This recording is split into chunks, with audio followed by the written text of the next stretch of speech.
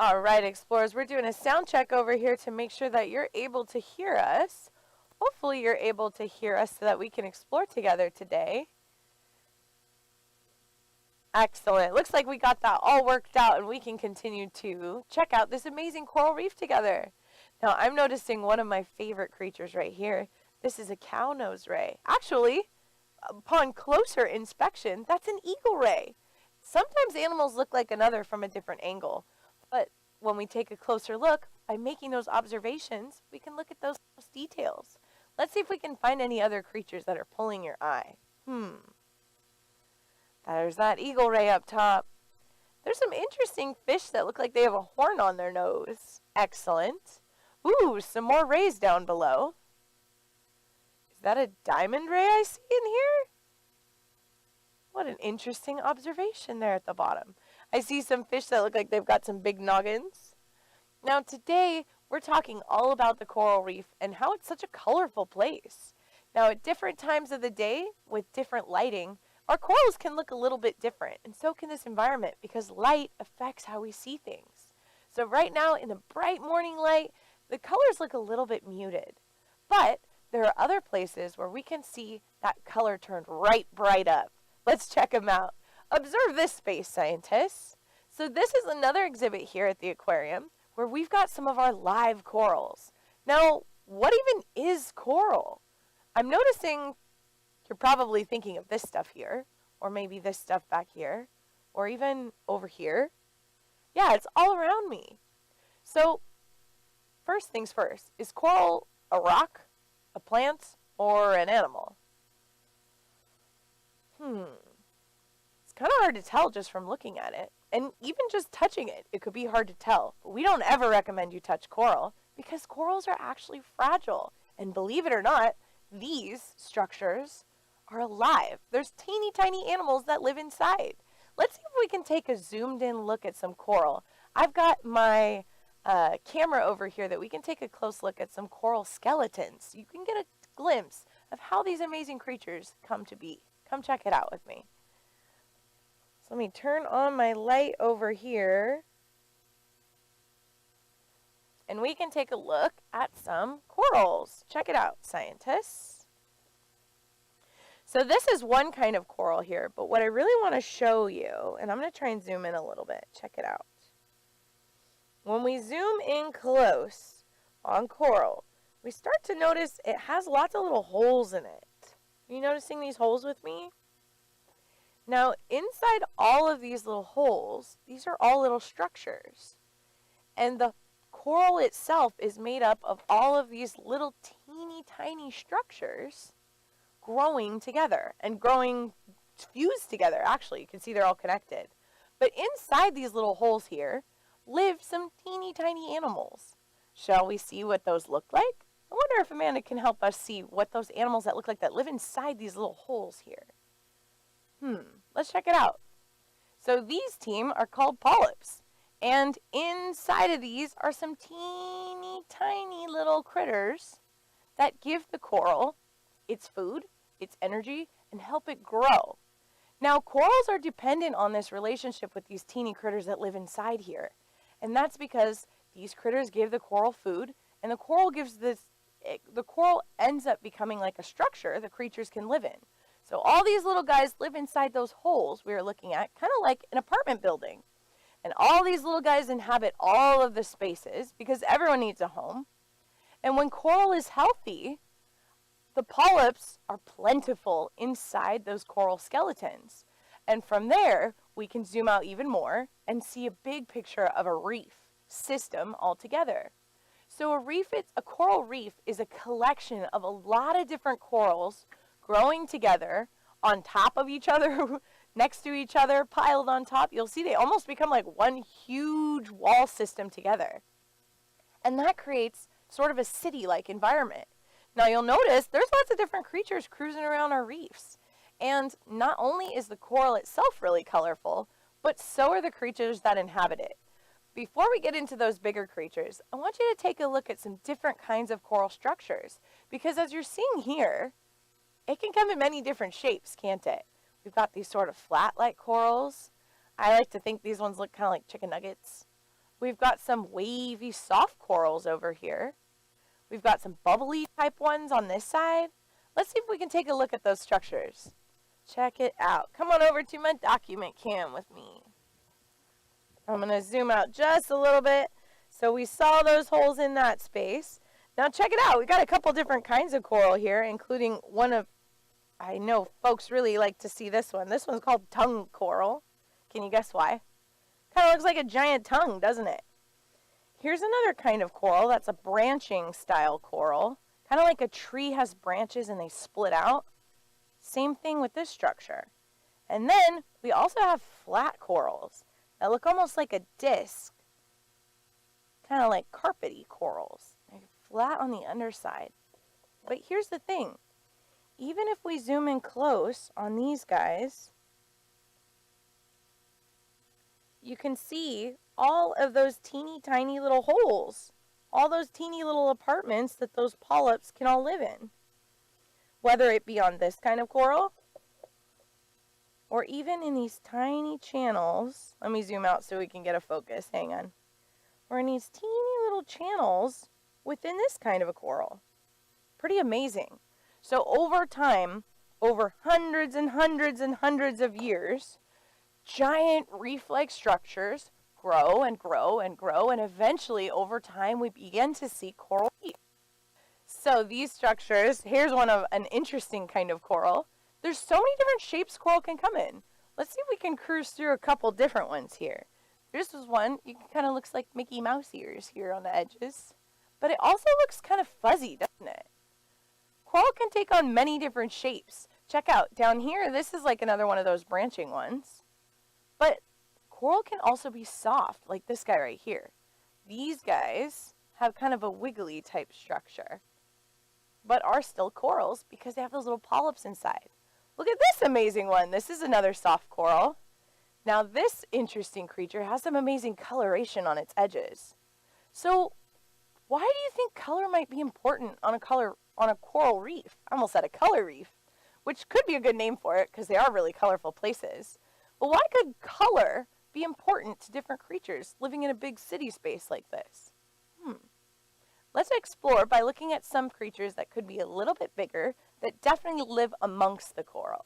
Now you might even know some fish like Nemo that lives amongst coral and in reefs. Check out this amazing animal here. This is an amazing creature. This is a tropical fish. And part of why we can tell it's a tropical fish is because it's got this bright, vibrant color. I always think tropical fish look like they're dressed up for a party or something. These, although it looks like this guy stands out a lot, which it certainly does, when they're in front of a coral reef that's a really colorful place, all of these little patterns start to break up. And they start to make the shape of the fish a little bit hard to tell. Like, where's the fins? And where's the body? And what's that part? That dark spot. Often coral reef fish will display this kind of interesting spot back here. This is a false eye. So a false eye is to help them pretend that this is the front of their body. Because if a creature took a bite to the back of their body, maybe just on their fin, they could still swim away from that. But if a creature took a bite to their body on their actual eye, they're probably not going to make it through that. So by having these amazing false eye spots like this beautiful one here too, it gives them a fighting chance to trick a predator. Because the truth is, every creature has to eat. But all creatures are trying to survive at the same time too. So they all have different techniques and strategies and adaptations that help them survive in their environment.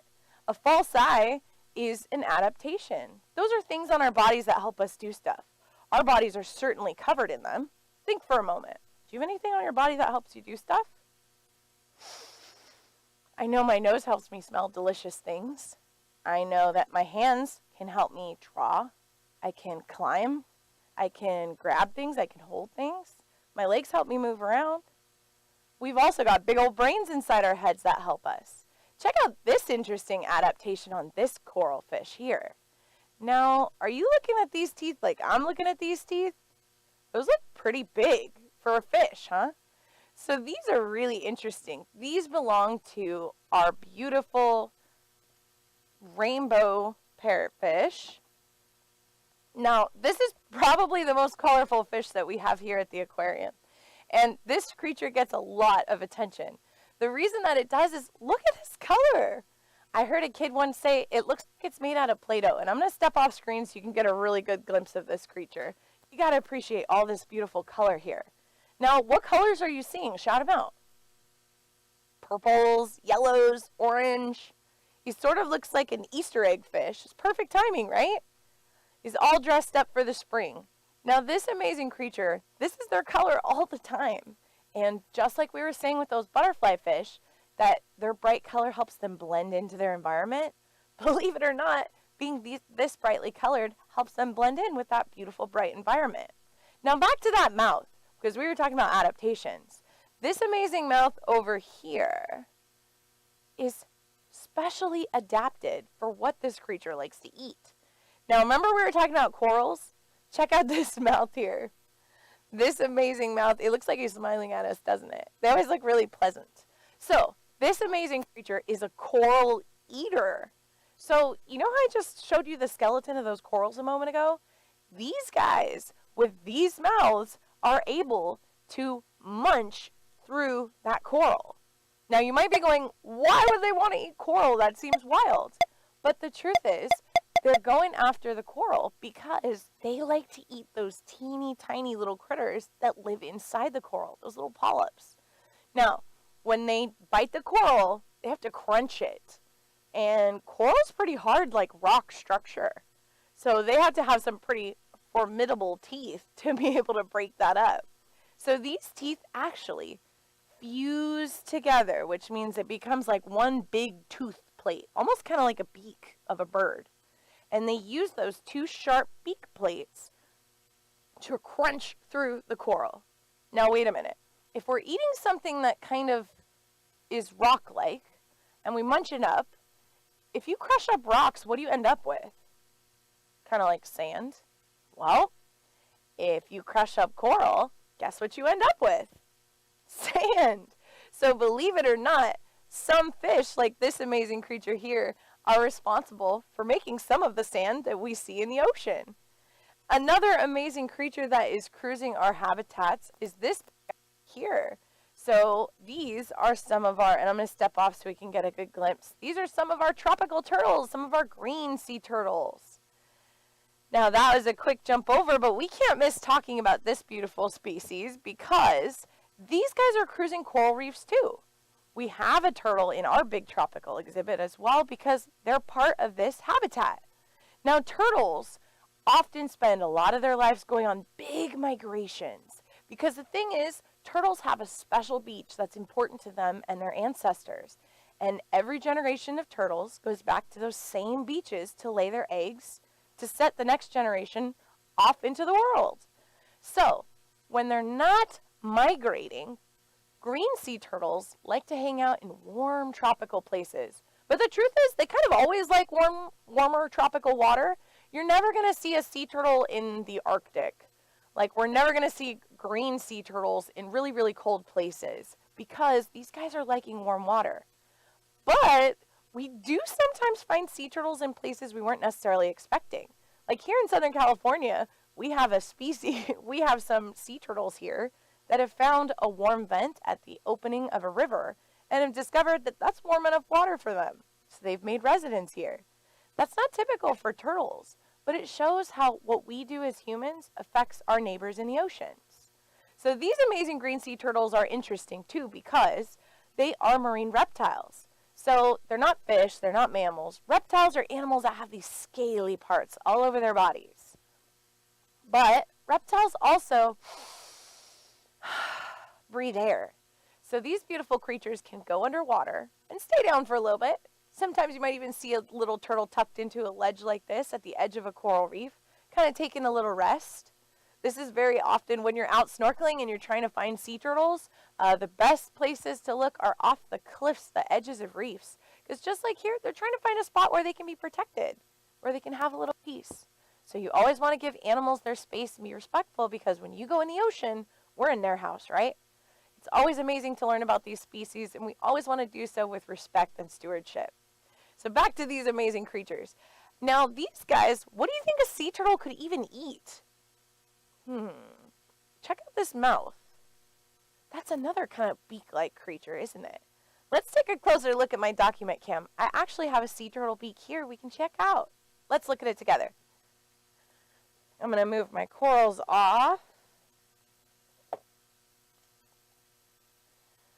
Give me just a second, scientists. And I'm going to bring up a model of a sea turtle skull.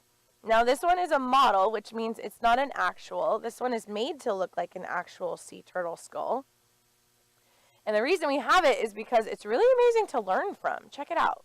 This is what we call a biofact here. Now, when I look at my sea turtle skull, and I'm turning it around so you can get kind of a full scope of it, check out these big eyes. They've got huge orbital spots here. Got a little nose cavern here. And then we have this massive structure along the top edge, as well as along the bottom edge. But more interesting than the outside is kind of the inside of the beak. Let's take a closer look. So, on the inside of the top of the beak, it looks almost like we've got some structures inside too. Some kind of rows. It's definitely textured. And all of that help with kind of grabbing, because these guys are eating some sort of slippery kind of things. They like to eat things like seagrass, sea lettuce, and creatures like jellies. Now take a look. It's almost like a little serrated edge there. Try and get a nice focus in. Get a little bit closer. Let me get the focus. There we go. Let me move this guy. Good tip. Now let's look at this. There we go. Check out all that edges, all that texture. Pretty amazing, huh? So the reason I'm taking a moment to show you this is because it's really cool to get to examine some of the parts of these animals, those adaptations, a little bit closer. So that's another creature that's hanging out on our reefs, cruising our reefs, coming in and out. But we also have some bigger creatures that are cruising, that are zebra colored when they're babies, but they grow into these massive, not so zebra looking creatures. Observe, scientists. What is this beautiful animal here? Feel free to text us questions that you wonder or things that you're noticing. What do you notice about this amazing animal? This creature here is a zebra shark, and you might be wondering, why is it called a zebra shark? Because it definitely doesn't look like one. And you'd be right. But the reasoning they're called zebra sharks is because when they're babies, they're actually named after their baby colors. So when they're teeny tiny little sharks, because all life on our planet begins very small, when they're teeny tiny little sharks, their bodies are actually black and white stripes. Now, as they grow and mature, those stripes break up into the beautiful spot pattern that you see here. They still keep these same big ridges. Here's kind of a transitional kind of picture. So see how they've got some striping here on the front still? You can see those bright white stripes. But see how the like spots on the edges are kind of like breaking up? You can see where it used to be black, right? And all the way down their tail, you can see those stripies. So they used to be more harsh. But I also want to point you out to this tail, not just because of the beautiful colors on these black and white striped zebra sharks as they begin life. What do you notice about this tail here? That's kind of different than other tails that you might have seen on sharks before. Oftentimes, when folks think about sharks, they think of those sharks that have those split tails like this, those two triangle tails. But you might be surprised to know this is a common design with some sharks. There's quite a few different species that have a knife-like tail like this. Excellent. Let's see if we can check out the baby pictures and keep talking about those tails. Check it out, scientists. Can you see the zebra part now? Yeah, these definitely look a lot more like zebras. But take a moment to observe these enormous pectoral fins here. I always think they look like butterfly wings when they're so tiny. And check out how long the tail is. Compared to the size of their body, from their head to where their tail kind of begins mid-back here, that's a lot of tail. So when you think about animals that have those long, wiggly tails, what do you think about them hanging out? Where do you think they hang out? Now that wiggliness definitely gives our zebra sharks an advantage. Let's see if we can check out our big tropical exhibit, see if we can maybe I spy for one of those zebra sharks. But if anything, let's look closer at the environment that these guys live in, because it'll help us understand why this body shape is advantageous, or a good idea. This adaptation certainly helps them out because some sharks cruise above the reefs, looking high above, cruising down, more like our white sharks or like our white tips or black tips. Sometimes coming lower, cruising in between. But do you notice some of these like crevices here? See how this makes like a little canyon here? Well, when you've got a very wiggly eel-like tail, it helps make your body very wiggly, and it's very easy for you to get into crevices and spaces like this to try and hunt. So having a body that's extra wiggly can be really good for you when you're living in this environment. So that's another animal that's black and white striped. Oh, hello, fish. Sometimes they get very interested in our cameras that we have in the water. I think the shininess attracts them. So we've got some more creatures on our reef. We've got a few more minutes to explore with us, but we want to pause for just a moment, just in case you have any creatures you would like to know more about. So take a moment. If you are with us live, send us an email, shoot us a text, let us know what you're curious about. What colors are you noticing on the reef? What's drawing your attention? Like these electric colored fins on some of these beautiful reef fish. Or check out this ray here. That's that cow nose rays we were talking about earlier. Now I wonder if there's any other creatures we could explore on our reef. Let's see what Amanda will bring up for us next. I wonder, what kind of creatures could we still find on the reef? There are so many to choose from. Check out these guys. It's Nemo. Of course, we can't talk about coral reefs without talking about Nemo, one of the most famous reef creatures because of the movies. So this amazing creature is living in a warm environment, a tropical-like place, where it's living amongst this other animal here. These guys have really important teamwork relationships. You know, this other animal, it's kind of wiggly. It's not a jellyfish, but it is the cousin of one. This animal here is an anemone. Now, anemones are really amazing animals, and they're super cool. I love to feed these guys. They're very responsive. So let's talk about how their body works. These really colorful white structures that surround this middle part here, those you can think of like the anemone's arms. They use those to stretch out, wiggle in the water, and hope that some food runs into one of them. They have a, just like jellies do, they can bring it right off, which is in the middle here. See that structure in the middle? It looks kind of like a donut. For their mouth. So look at all these hands. A lot of hands when you're trying to grab food. Now the other part of this body is this part down here. This is called the trunk. And on the bottom is a sticky foot, kind of like a big suction around. So these guys are cousins of jellies, and their structure's really similar, except for the fact that these guys are stuck to the ground by that sticky foot here. And jellies, it's like we flip the anemone over and we let it swim. They still have this big round structure. Their mouth is in the middle on the underside. And on the edges of their bodies, you can even see on some of these teeny tiny ones here, on the edges of their bodies, they have little stinging arms that they use to bring food in their mouths.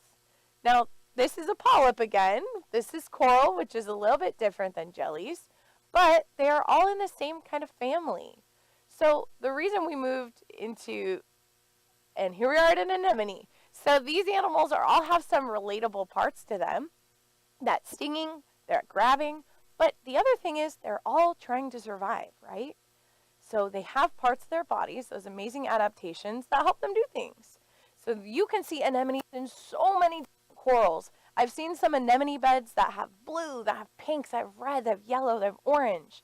And this is another great example of an up-close clownfish. This one's actually called a skunk clown. It's hanging out in one of our kind of whitish colored anemones. Now you can see the colors of this clownfish are a little bit more subtle. I wonder if that has to do with them trying to camouflage in this here. So why do you think these animals would even want to hang out in this environment? Why would you want to hang out with something that could sting? Do you think the anemone is stinging the fish constantly? Because jellies sting fish. Actually, these guys have a really special relationship, and I'll step off so we can see it up close. So these creatures can have a special layer of slime on their bodies that give them some protections from their host anemone. And the anemone gets some benefits. So the fish gets to hang out in the anemone and get some protection because it sting other creatures. But the anemone gets some benefits from having a fish roommate too. That roommate likes to eat little food and snacks. And have you ever eaten anything and dropped some crumbs? Well, when that happens, the anemone gets extra snacks. So it's a little bit beneficial for both. This is called a symbiotic relationship, and we can find lots of these in the ocean. So we're talking about jellies, and jellies are plankton, which means animals that are drifters, right? So some animals stay placed in the reef, and some animals cruise like sea turtles, and some animals are drifters where they're moving with the currents. They don't really get to decide where they go, kind of like jellies. But even though these guys might seem small and are brainless, they're important because they are part of the plankton in our oceans. Jellies can come in so many different colors. And the reason we're ending on these is because I want to give you a moment so that we can feature one of the largest creatures that we spot on our reefs. So jellies can be teeny tiny, plankton can be teeny tiny, as well as those coral polyps. But do you think there's any gigantic creatures that live on our reefs or cruise our reefs? Absolutely. Check out this video here of a beautiful whale shark. Now take a moment to observe the massive size of these fins. If you look really closely, you can see there's a diver in the background there. The reason we're thinking you might want to see this video is because it's important to see the size comparison of these two. The humans look almost teeny compared to them. Check out the size of that fin. Look at the size of this mouth. They have these big squared off heads that look kind of funny when they're closed, but they serve a really important purpose. When a whale shark swims and they're trying to hunt for food, they will do a hunting technique where they take that mouth that looks squared and they will open it to its massive size. Check it out, scientists. So this is a model of a whale shark jaw. And the reason I'm holding it is because I want you to get a chance to experience how incredibly huge this jaw is.